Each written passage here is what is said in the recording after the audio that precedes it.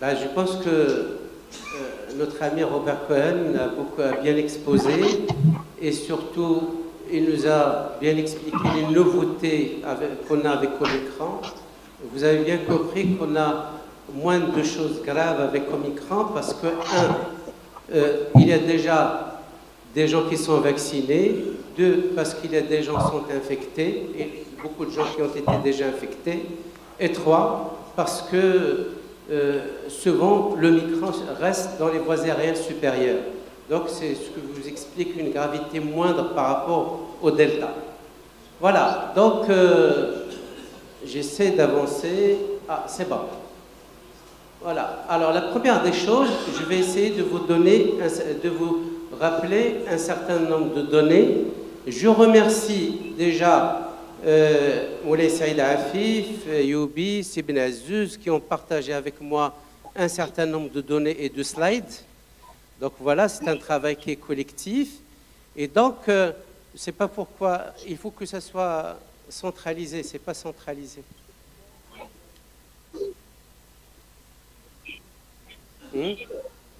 Il faut recentraliser, sinon on ne va pas s'en sortir. Ah bah c'est bon, parfait. Bravo, merci. Donc voilà, sur cette slide, ce première slide, vous avez bien compris que la pandémie de Covid au Maroc a commencé par le 30 janvier 2020 avec la déclaration de l'état d'urgence de santé publique internationale. Et puis en 2 mars 2020, vous avez cette détection de premiers cas positifs au Maroc, des mauvais souvenirs, il y a comme ça. Et puis le 20 mars 2020, instauration de l'état d'urgence sanitaire au Maroc. Alors, les données de notre DLM, Direction de l'épidémiologie, montrent bien une létalité à 0,7% pour les enfants, par rapport à 1,56% pour les adultes. Nous avons 33 décès au Maroc jusqu'à fin novembre. Je n'ai pas pu avoir les données jusqu'au fin janvier. Et puis voilà la proportion des enfants moins de 17 ans parmi l'ensemble des contaminés. Regardez comment ça diminue, 4,2%, ça a monté le chiffre le maximum 14%, et puis après, ça diminue à 2%. Et puis, la courbe épidémique mensuelle au Maroc, regardez les 2 pics qui ont été constatés chez l'adulte, et en bleu, vous avez les données de l'enfant. Et puis, les cas confirmés chez les enfants moins de 17 ans, les 3/4 étaient âgés entre 11 et 17 ans et 19% étaient âgés entre 5 et 10 ans. Ce sont les données nationales. Et puis, malheureusement, alors hop, ça coince un petit peu, voilà. Le tableau clinique à l'admission, bon, le fait que le Covid il est toujours bénigne, ça a été confirmé dans les données marocaines, asymptomatique presque 60% des cas, bénin donc presque 38% des cas, d'accord, les cas sévères à peine 1%. Alors, les décès, malheureusement, nous avons 33 décès, c'est pas lors de la première vague, mais lors de la deuxième vague, regardez, 18, d'accord, et puis les tranches d'âge, elles sont réparties, d'accord, de façon homogène entre différentes tranches d'âge. Il n'y a pas de particularité. Quand même, il y a 3 nouveau-nés. Hein. Et puis, les PIMS. Le PIMS, bon, en discutant avec mes collègues à Oujda, Marrakech, à Rabat, Casablanca, Tanger, partout, ils ont eu des PIMS. Entre juin et octobre, nous avons eu 24 cas, 24 ou 25 cas, avec différents tableaux, Kawasaki-like, tout ce que vous voulez, les données de l'échographie, d'accord? Et puis le protocole thérapeutique adopté, et puis l'évolution avec un décès sur 24 à Marrakech. Alors, la vaccination, on ne peut pas non pas en parler, la vaccination de routine, d'autant plus que Sibn Azouz avec nous, d'accord? Donc, un grand bravo à notre équipe d'immunisation parce que finalement, grâce, d'accord, à la collaboration entre les sociétés savantes et notre direction, entre notre direction de la population, au sein de laquelle il y a l'immunisation, au début, il n'y avait qu'une réduction de 10% des prestations. Après, tout est resté dans l'ordre. Les données au 6 février de la vaccination que m'a donné Sibn Azouz lundi, c'est que les enfants qui nous intéressent, nous avons vacciné avec la première dose, voilà le nombre, et alors que la population estimée au Maroc, il est à ce chiffre-là entre 11 et 18 ans, donc presque, je dirais, on a vacciné un peu moins que la moitié, c'est ça. La deuxième dose, voilà, évidemment, la troisième dose n'existe pas chez l'enfant. Alors, je pense comme tout, partout dans le monde, le Maroc est branché sur la France et la France a connu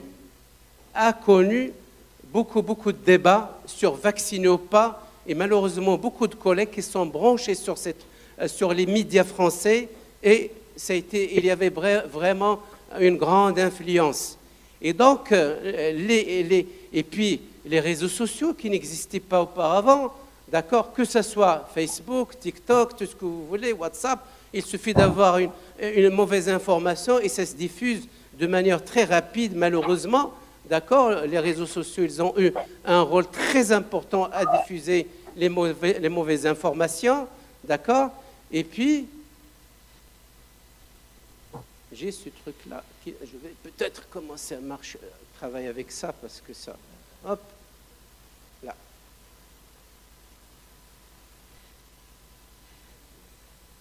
Hop, c'est pas grave.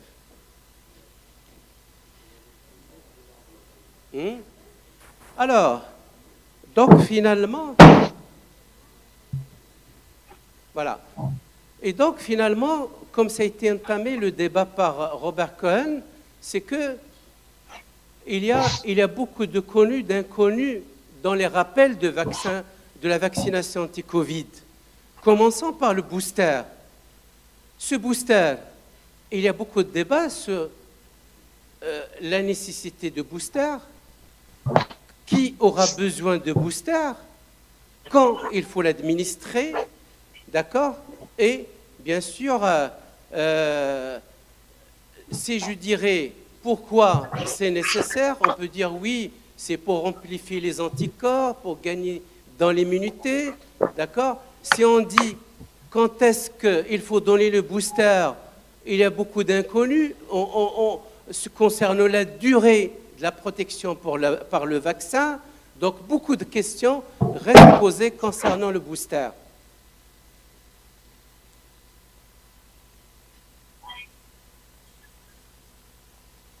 Voilà. Donc, pour ne pas rester passif, je vous invite à faire sortir vos portables, s'il vous plaît, vos smartphones. Vous allez entrer sur le site www.menti.com, d'accord? Vous n'êtes pas obligé, mais il vaut mieux jouer le jeu, y compris notre président Hassan Afilal, il est en train de jouer le jeu, d'accord? Et faites entrer le code rapidement, comme ça je ne vais pas vous faire perdre votre temps. Donc, hein? Quoi? Comment c'est un virus? Ah, non, pas du tout. Alors, www.menti.com 46 13 42 37. Est-ce que vous avez fait entrer le code? Allez-y, rapidement, Khalid. Rapidement, comme ça, on ne va pas perdre beaucoup de temps. Donc, www.menti.com, d'accord? Et le code, c'est 46 13 42 37. C'est bon? J'avance. Les retardataires, je ne peux rien.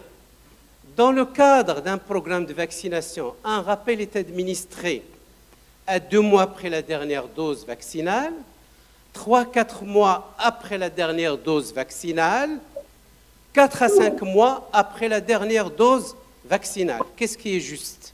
Allez-y.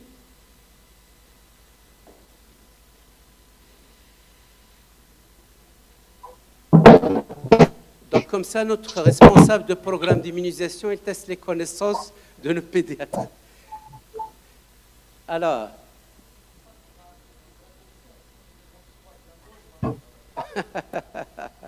oui, tout à fait. On préfère plus parler de booster. D'ailleurs, on discutera ça avec Robert, s'il est encore là. Les gens préfèrent plus parler de booster. Il est là, et il a répondu que c'est bien sûr. Alors, donc, finalement, je pense qu'ils ont répondu 2 mois, c'est pas juste. 3, 4 mois. 4 mois, c'est limite. Vous savez qu'on a validé dernièrement à partir de 4 mois. Voilà, j'avance, c'est juste pour avoir, pour tester un petit peu. J'avance. Je ne peux rien parce que c'est... Voilà. Si vous... Dans la vaccinologie de base, normalement, il y a la primo-1 vaccination qui consiste à donner, par exemple, 2 doses ou 3 doses, comme dans le cas de TTC, qui sont séparées d'1 mois à 2 mois d'intervalle, jamais moins de 3 semaines, d'accord, et qui va donner des anticorps, mais de façon transitoire, en stimulant les cellules mémoire. Et puis après, il y aura le rappel, ce rappel qui devrait être 5 à 6 mois classiquement, mais le minimum toléré, c'est 4 mois, d'accord? Et ce rappel, bien sûr, va relancer la production d'anticorps, il va relancer les cellules mémoire.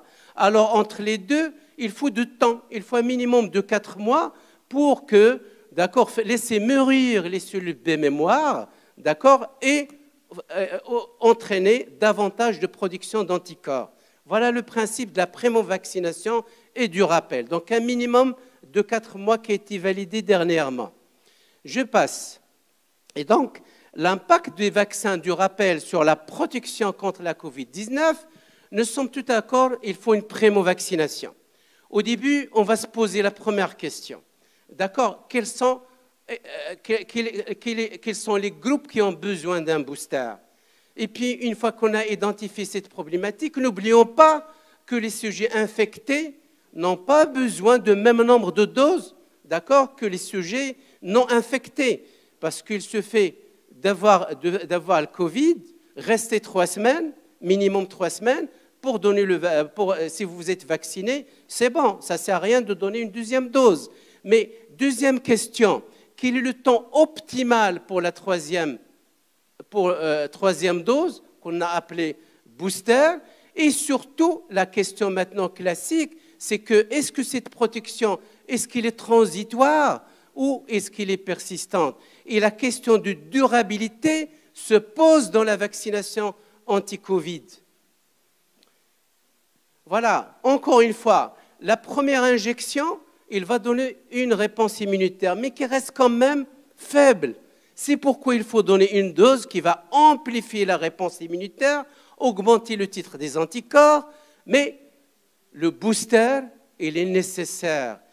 Est-ce qu'avec le temps, il va devenir annuel? On ne sait pas. Est-ce qu'il va devenir annuel? On ne sait pas. Et ce qui est important, c'est de relancer avec le booster. Ça permet d'augmenter le pouvoir, disons, neutralisant de sérum. Et surtout, si vous vous rappelez, c'est que le vaccin, qu'est-ce qu'il fait? Il va empêcher, bien sûr, le virus d'aller pénétrer dans la cellule hôte via le fameux récepteur AC2. Donc, on a beaucoup parlé de ce récepteur. Alors, là, un travail d'Israël, dont Robert Cohn a fait allusion, c'est qu'on a bien montré l'efficacité d'une 3e dose, c'est indiscutable, de vaccin ARN messager. Je vais donner beaucoup d'exemples avec le vaccin ARN messager. Il y a des articles avec le vaccin chinois, mais ça ne répond pas à mes objectifs d'aujourd'hui. D'accord, je peux les donner aux gens qui ont besoin, je peux leur envoyer ça, il se fait par mail. Et donc, ce travail d'Israël, il a bien montré, regardez, en bleu, c'est 3 doses, en rouge, c'est 2 doses. Et donc, l'effet sur l'hospitalisation, il est clair. L'effet sur...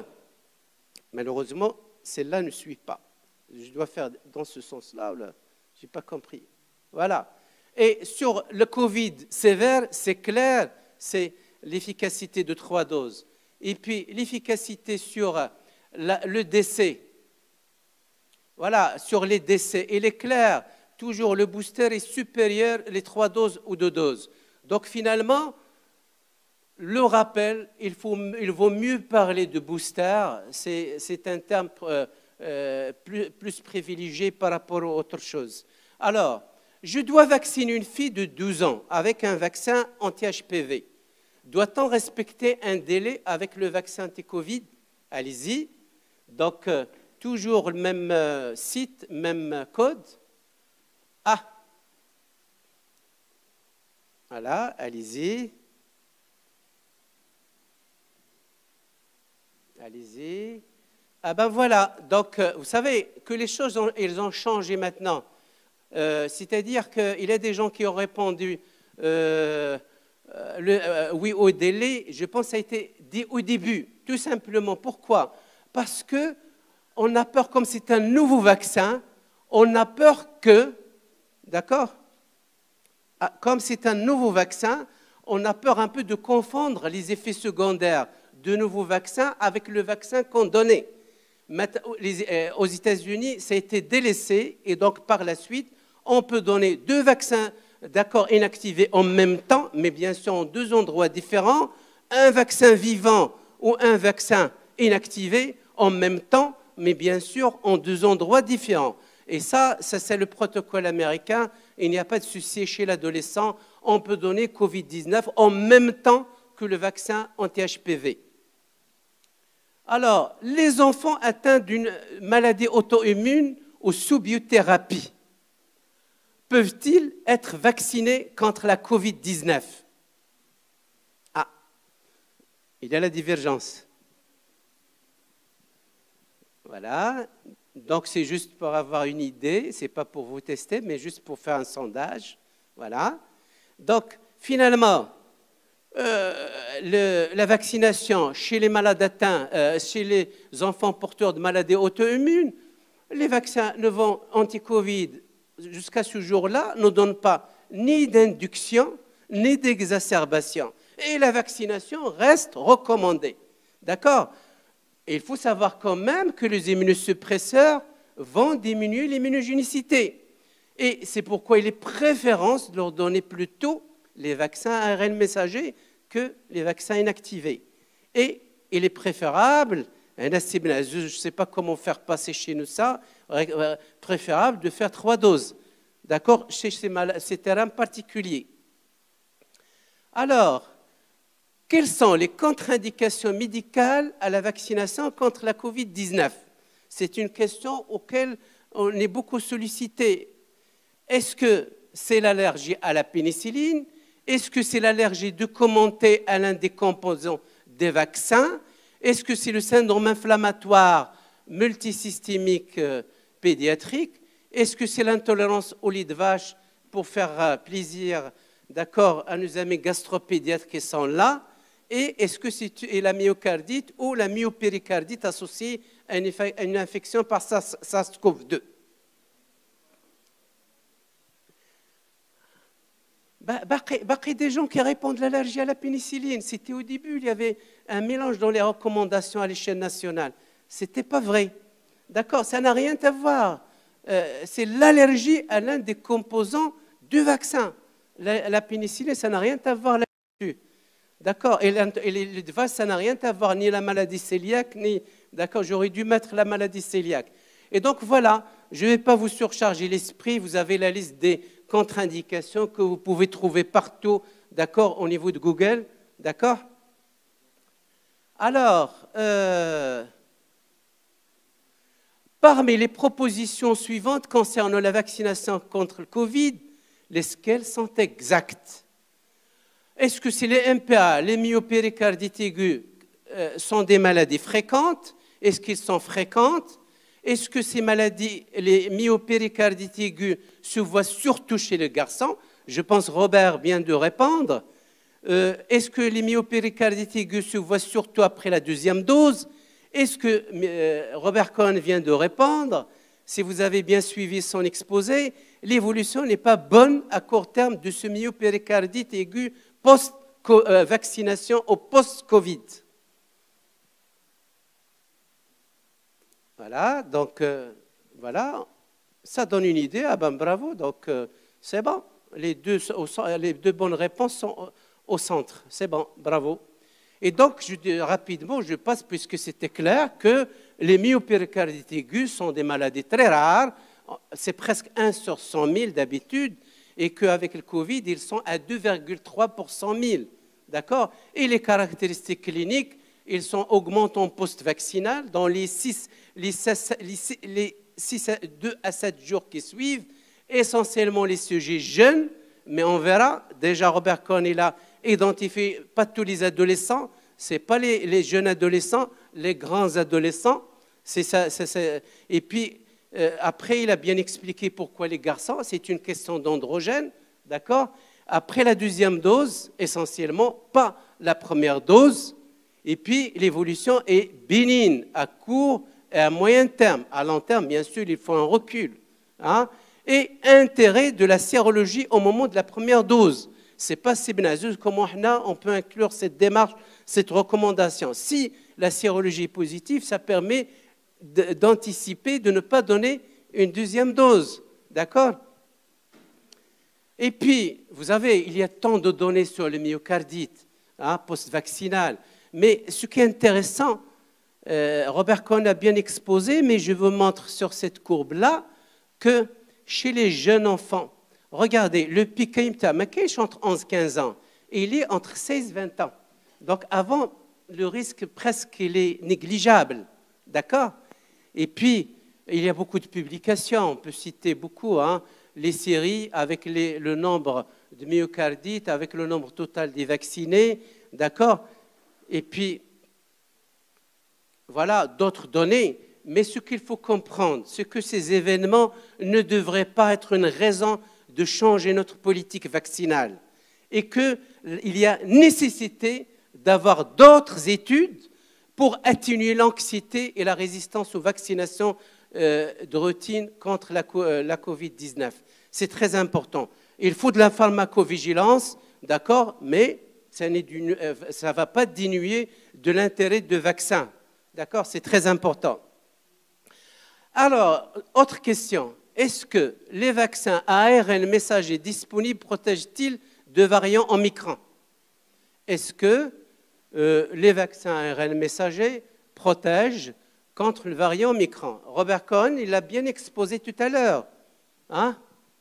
Alors, je vois qu'il y a une divergence presque 50-50. Hein? J'avance. Nous avons eu une idée. Vous savez qu'on ne sait pas où ces mutations vont s'arrêter. Avant Omicron, vous avez l'alpha des Anglais, le bêta des Sud-Africains, le gamma des Brésiliens, le delta des Hindous, etc. Et donc voilà, ils diffèrent dans la transmissibilité.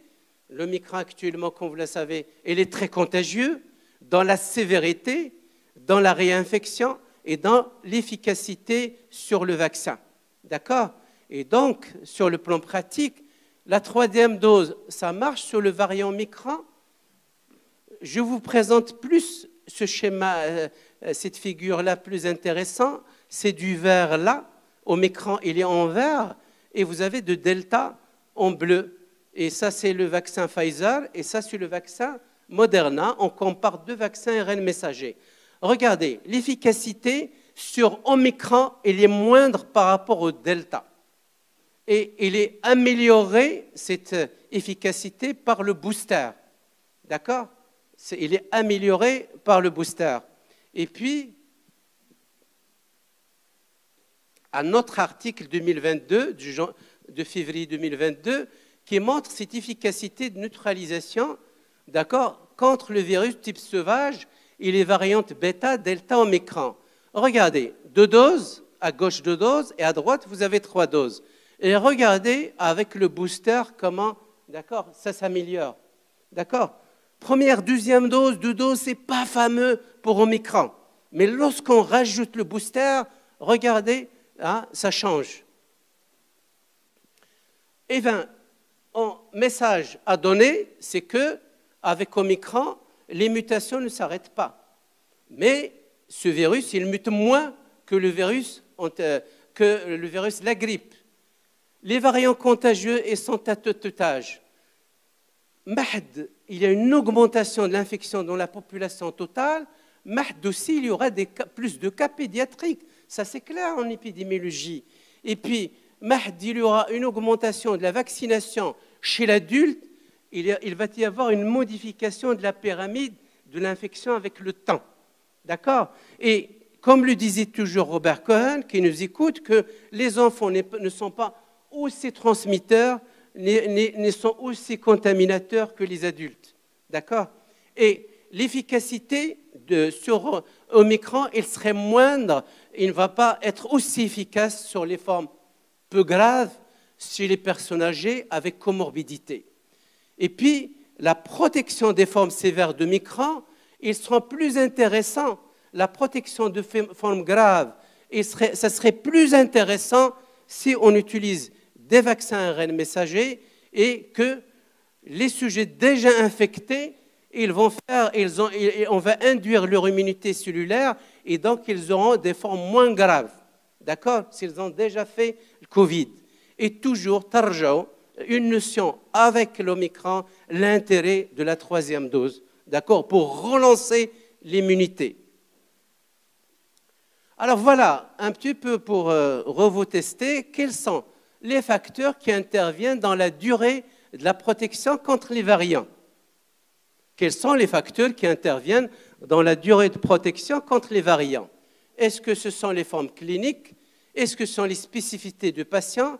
Est-ce que ce sont les variants? Ou bien je ne sais pas.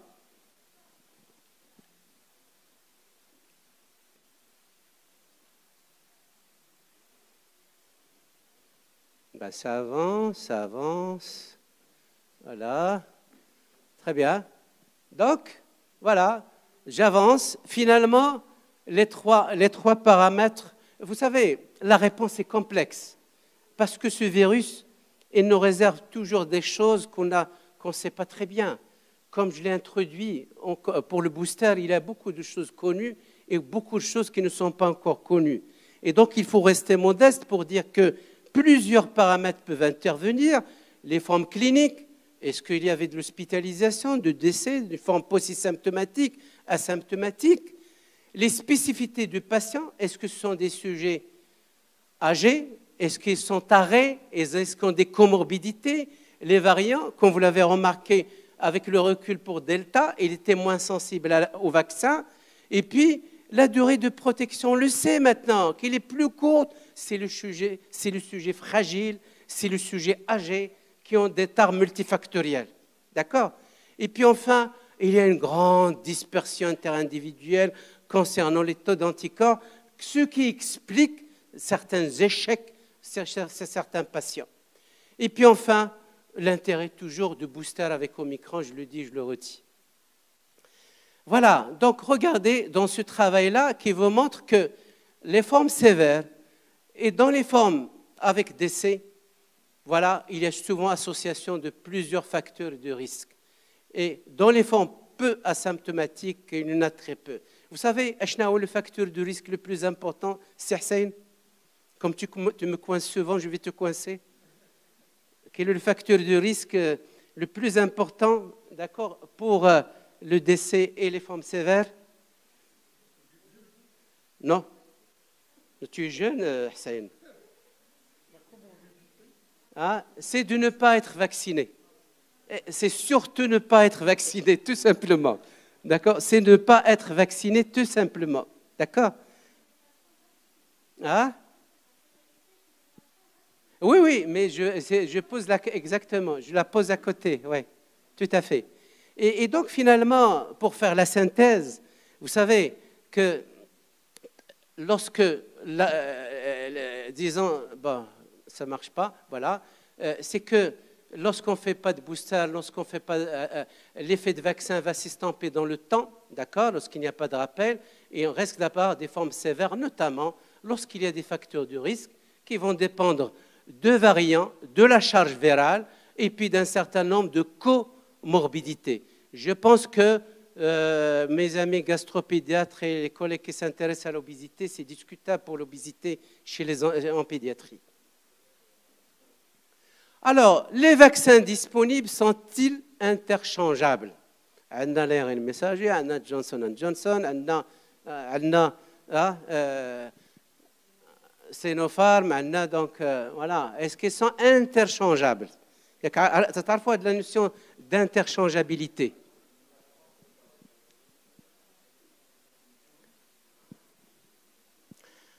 Alors, ben, on a une tendance, l'essentiel c'est de mesurer une tendance. Alors, je souffre pour avancer. Voilà. Ah ben, en principe, non. Il n'y a que les vaccins ARN messagers qui peuvent s'échanger binatome. Mais attention, ne confondez pas l'interchangeabilité avec les schémas hétérologues.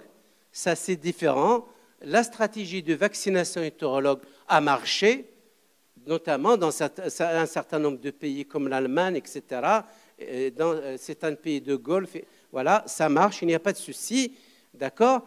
Et voilà, je passe, je n'ai pas beaucoup de temps, je passe, vous avez tant de publications sur le schéma hétérologue, je vais passer, ça va prendre du temps, je passe. Alors, une autre question. Vous êtes fatigué, j'arrête ou là, on peut... Très bien.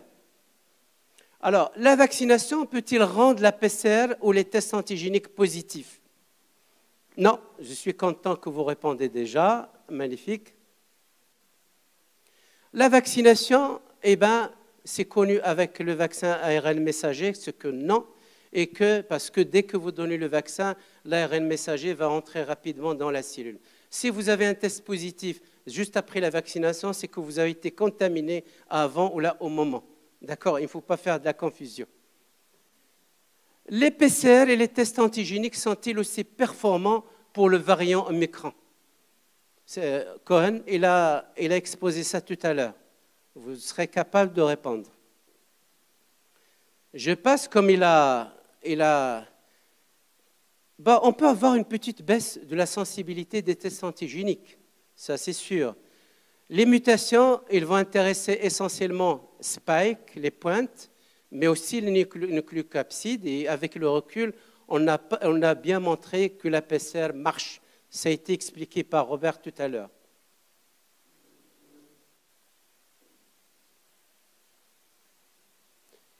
J'ai perdu plus de temps pour faire marcher. La vaccination reste-t-elle tolérée chez les enfants déjà infectés par le SARS-CoV-2? Est-ce que la vaccination reste tolérée? Khalid, j'ai perdu beaucoup de temps pour faire avancer avec celle-là. Ouais. Tu peux me rajouter le temps que j'ai perdu avec ça? Ouais. Alors, je verrai... oui, alors, c'est bon. Alors, vous savez, lorsque vous êtes vacciné, d'accord, alors que vous étiez contaminé à cette étape-là, vous risquez d'avoir de l'interactivité entre les anticorps. D'accord? Et ça a été bien montré que, d'accord? Ça a été bien montré que chez des sujets infectés par SARS-CoV-2, si vous vaccinez après entre 1 et jusqu'à même 15 mois, d'accord, vous risquez d'avoir un très très bon taux d'anticorps, une réponse très robuste et donc sans avoir besoin d'une seconde dose. Ça a été bien démontré dans un certain nombre de travaux. Un autre travail dans le même sens, si vous prenez un sujet qui a été infecté par le Covid et un autre qui n'est pas naïf, n'a pas été infecté, en rouge, la courbe rouge, il y a du Covid, la courbe bleue, non infecté. Si vous prenez la première injection, vous aurez une bonne réponse, d'accord, s'il est infecté par le Covid. Et si vous faites une deuxième dose, ça ne change rien, d'accord, chez l'infecté. Ça veut dire que vous n'avez pas besoin d'une deuxième dose. Eh bien, pour terminer, Fina Khalid, c'est la dernière plaque, la dernière série de plaques. Êtes-vous favorable à la vaccination contre la Covid en pédiatrie? Des adolescents, donc on va sonder la salle, d'accord? Est-ce que des adolescents au-delà de 2 ans, des enfants entre 6 à 11 ans, des enfants à risque 6 à 11 ans, je ne sais pas. Alors, qu'est-ce que ça vous donne?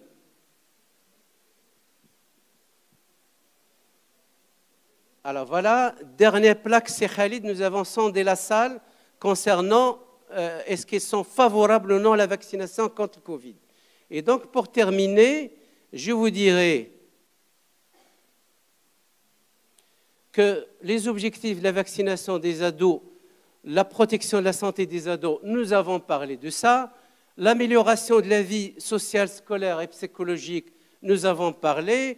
Et la réduction de la circulation virus dans la population, nous avons discuté de ça. Je pense que nous sommes très branchés entre ce qui se passe en France concernant la vaccination et les Français aussi, comme l'a dit Robert, ils se comparent aux États-Unis. Les États-Unis ont eu beaucoup de cas chez les enfants. Ils ont des minorités africaines, asiatiques et autres et sud-américaines. Il y avait beaucoup de décès. C'est pourquoi dès qu'il y avait l'AMM, les Américains, ils ont voulu instaurer la vaccination. Et il y a de plus en plus de travaux, d'accord, qui montrent que le vaccin, entre 5 à 11 ans, est efficace. Hein?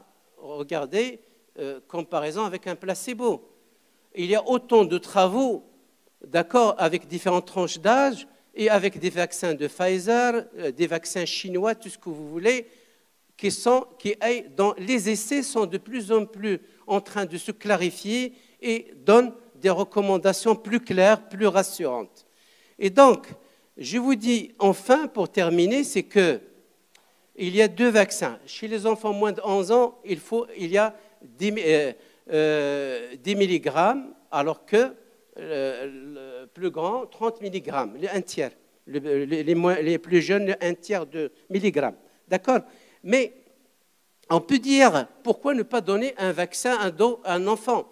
Oui, vous allez avoir un taux d'anticorps, une efficacité grande, mais attention, vous risquez d'augmenter la réactogénicité du vaccin. C'est pourquoi il faut rester dans le vaccin qui a été utilisé dans les essais. Et là, je t'assure, Khalid, que j'ai presque terminé pour te dire que c'est très important que les facteurs qui influencent la décision de vacciner universellement les enfants contre le Covid, c'est vrai, il y a la science. Elle est là. On ne peut pas en discuter. Il y a les travaux, il y a les essais, mais il y a beaucoup de questions d'ordre éthique, d'ordre politique, d'ordre économique, d'ordre épidémiologique qui rentrent en cause. D'accord? Et il faut en tenir compte. Et donc, finalement, la vaccination anti-Covid des enfants de 5 à 11 ans, si on veut discuter et ouvrir la discussion, c'est que les adultes, les pédiatres ne s'opposent pas à la vaccination en général, mais ils veulent être rassurés. Rassurés comment? ACD a plus de données de pharmacovigilance concernant la 2e dose. Les données, les essais sont de plus en plus clairs dans ce sens-là. ACD, il faut vacciner aussi d'abord l'entourage, le grand-père, le papa, la maman, le cousin, cousine, etc. Et puis le personnel de la petite enfance dans les crèches. Il faut qu'ils soient vaccinés. Et l'antécédent d'infection à SARS-CoV-2 aux sérologies, là, on peut gagner une dose. Ça ne sert à rien, un enfant infecté qui a fait le Covid, d'accord, de lui donner le même nombre de doses que l'autre. La campagne de vaccination préparée est accompagnée. Et là, c'est notre responsable national de vaccination. Il peut nous dire que les blouses blancs sont fatigués. Il faut optimiser leurs forces. Il faut les canaliser. Il ne faut pas lancer une campagne de façon très précipitée, anticipée, non réfléchie, non travaillée. Le programme de vaccination raisonnable dans ses modalités, son timing, c'est lui qui va nous permettre de réussir tout élargissement de la vaccination à une autre tranche d'âge. Et enfin, pour le moment, je dirais aujourd'hui, pour donner une recette, il faut tous les enfants de 5 à 11 ans qui ont des facteurs de risque, il faut essayer de les faire vacciner. Ils ont un risque, d'accord, de faire de Covid grave. Et enfin, priorisation des vaccinations en pédiatrie. On est porté par l'épidémie, la pandémie. Mais finalement, il y a d'autres maladies dans le programme, le programme, et qui sont plus graves que le Covid. L'hépatite A, et on peut en discuter d'autres. Je vous remercie de m'avoir toléré.